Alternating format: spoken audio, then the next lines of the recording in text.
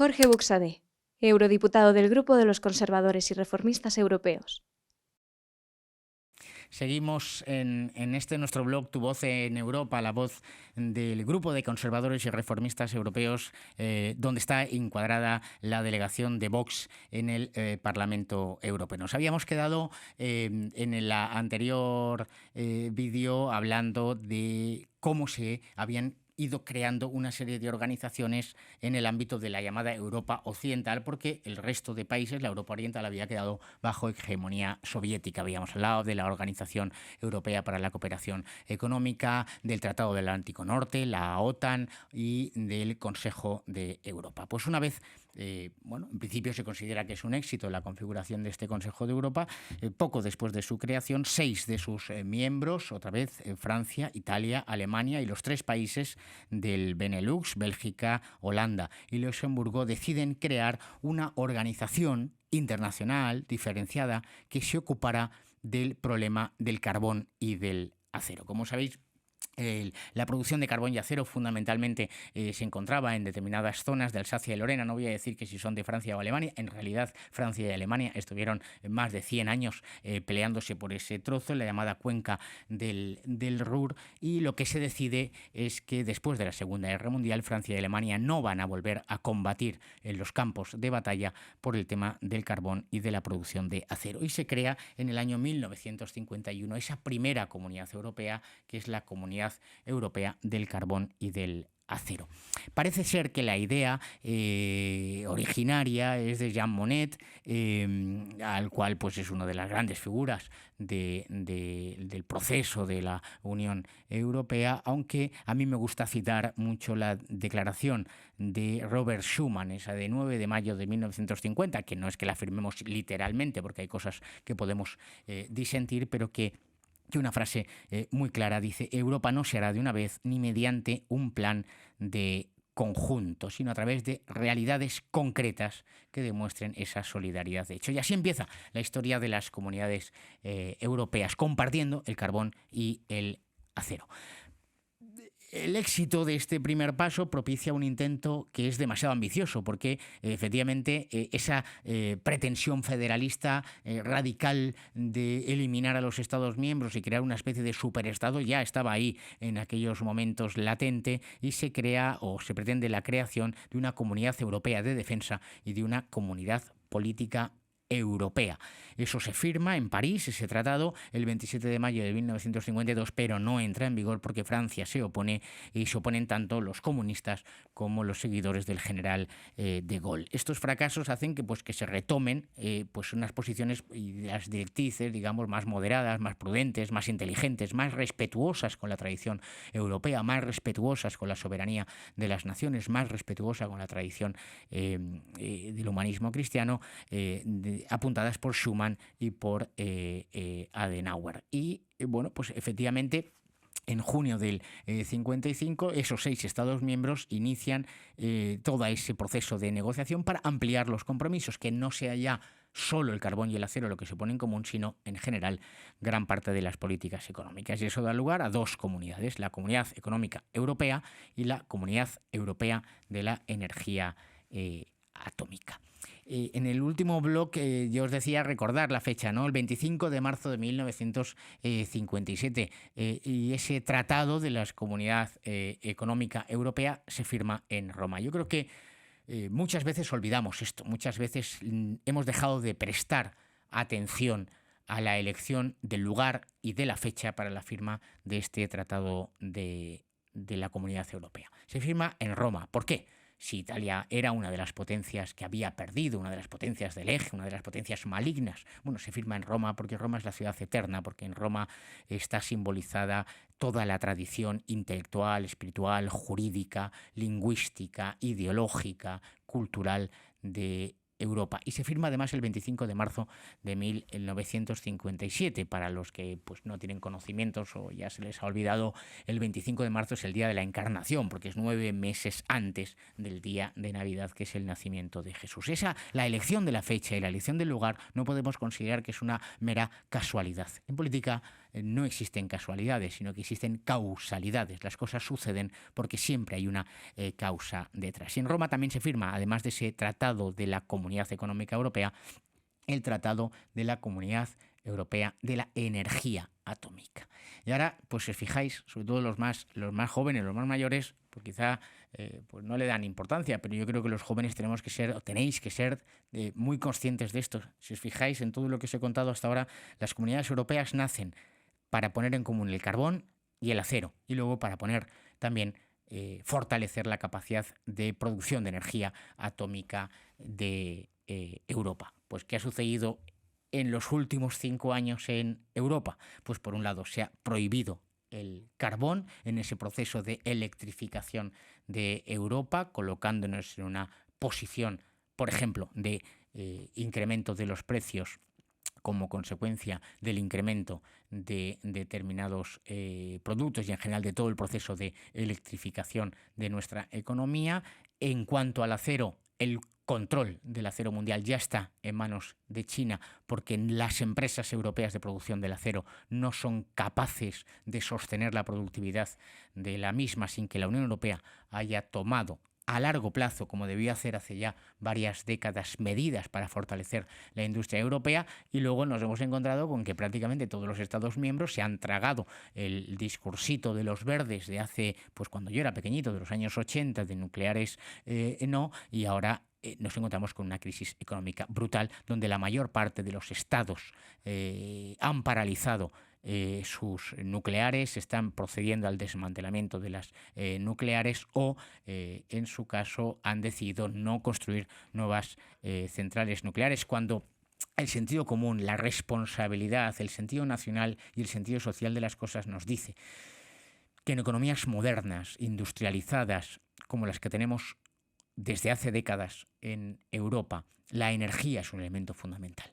Y de la energía lo que queremos es la mayor capacidad de producción energética con el mejor precio posible y, por supuesto, en la medida de lo posible, también las energías menos dañinas para el medio ambiente. Todo el fanatismo climático camina en una única dirección, la electrificación de la economía a través de la eólica y la solar. El sentido común nos dice que no podemos renunciar a ni una sola fuente de energía, desde la eólica, la solar, la energía nuclear, la energía hidráulica, cualquier fuente de energía que sea válida, apostando, por supuesto, por aquellas que sean más rentables y más eficientes. Y una de ellas es, sin duda, la energía nuclear o energía atómica, como se decía antes. Bueno, pues esas comunidades europeas, esa comunidad económica europea comienza a navegar a partir del año 1958 y, como hemos sostenido durante muchísimo tiempo, pues es una historia de éxito durante las primeras décadas, una historia de éxito por diversas razones. En primer lugar, y por encima de todo, porque el protagonista esencial de la vida de esas comunidades económicas europeas seguían siendo los gobiernos de los Estados miembros. Es verdad que inicialmente los tratados contemplan la existencia de una Comisión Europea, que es una especie de órgano directivo o ejecutivo de cómo han de comportarse, digamos, o de las políticas que los estados deciden poner en común. Pero los dueños de los tratados, los que toman las decisiones, los que deciden cuándo se avanza, cómo se avanza, en qué condiciones y hasta dónde se avanza, siguen siendo los gobiernos de los estados miembros. Esto es lo que se conoce la regla de la unanimidad. Si estamos todos de acuerdo, avanzamos. Si no estamos todos de acuerdo, pues nos quedamos quietos, seguimos negociando y seguimos viendo cuál es la mejor solución. ¿Qué sucede hoy en día? Pues sucede fundamentalmente que la última reforma que hubo del tratado, que es el Tratado de Lisboa en el año 2006, va reduciendo los supuestos de unanimidad, de forma que ahora son mayorías cualificadas. Es decir, que los países más importantes de la Unión Europea, que en términos políticos son sin duda Alemania y Francia, una vez el Reino Unido ha salido de la Unión Europea, son los que tienen un mayor peso en la toma de decisiones, hasta el punto de que pueden tomar decisiones que directamente perjudican, dañan, causan serios perjuicios a naciones como Hungría o Polonia o como cualquier otra nación de Europa que pueda no estar de acuerdo con las políticas de la Unión Europea. Nosotros creemos firmemente en la unanimidad como regla mayoritaria, porque es la forma de avanzar, es la forma más democrática, es la forma en la que todos estamos de acuerdo y decidimos avanzar. ¿Qué era lo más característico de estas primeras comunidades económica europea? Pues, por un lado, fijar en qué cosas podemos tener una política común y fundamentalmente el trabajo permanente por la creación de un espacio de libertad en Europa. Es lo que se conoce como las 4 grandes libertades: la libertad de movimiento y establecimiento de las personas, de los bienes, de los servicios y de los capitales.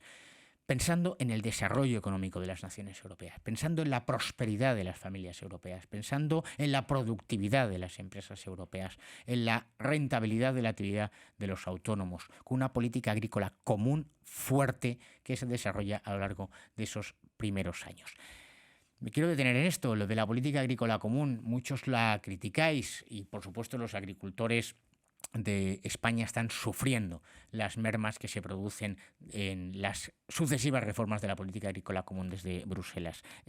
Cuando España entra en la Comunidad Económica Europea, quedaos con este dato, en el año 86, el 66% del presupuesto de la comunidad iba a la política agrícola común. El 66%. De cada 10 pesetas en aquel momento, casi 7 iban a nuestros agricultores, a los ganaderos, a los de España y a los del resto de las naciones europeas. ¿Con qué finalidad? Con la finalidad de protegerles, porque efectivamente, al haber creado un espacio común, ¿qué sucedía? Que los productos que vienen del extranjero son producidos muy baratos y, por tanto, eso provoca perjuicios a nuestros agricultores y ganaderos, que tienen que competir con alguien que trae un producto muchísimo más barato. Y lo que hacía es, pues, pagarse esos subsidios, esas ayudas para las reformas agrarias, para la mejora de las explotaciones agrarias y ganaderas en toda Europa. En la última reforma, ahora, la política agrícola común es solo el 33% del presupuesto comunitario, es decir, del 66 al 33. Los grandes perdedores en este proceso de las últimas décadas han sido, sin duda, agricultores y ganaderos. Ese dinero se ha ido pues a otras políticas, a políticas climáticas, a políticas de género, a la creación de superestructuras dentro de la Unión Europea, al pago de estos edificios brutales y de políticas de desarrollo de terceros países, ayudas internacionales. Y, sin embargo, nuestros agricultores y ganaderos siguen compitiendo en condiciones de no libre competencia con la producción agrícola y ganadera del extranjero. Primero, porque les imponemos normas desde Bruselas mucho más rígidas que las que se imponen a la producción extranjera. Y segundo, porque no hay ningún tipo de control por los Estados miembros, por ejemplo, el gobierno de España, de Sánchez, pero tampoco los anteriores controles en frontera para garantizar que los productos que vienen de fuera compitan en condiciones leales con los nuestros. Pues esto es para lo que nació la Comunidad Económica Europea, para proteger a nuestros sectores productivos, para crear un espacio en el que dentro de la Unión Europea hubiese libertad de movimientos de personas, de bienes, de servicios y de capitales, y estuviéramos todos protegidos frente al exterior. ¿Qué ha sucedido? ¿Qué está sucediendo ahora mismo? Pues lo sabéis perfectamente. Por un lado, las doctrinas débiles que hablan de fronteras abiertas, y por otro, las restricciones interiores. Lo hemos vivido en primera persona durante esta legislatura.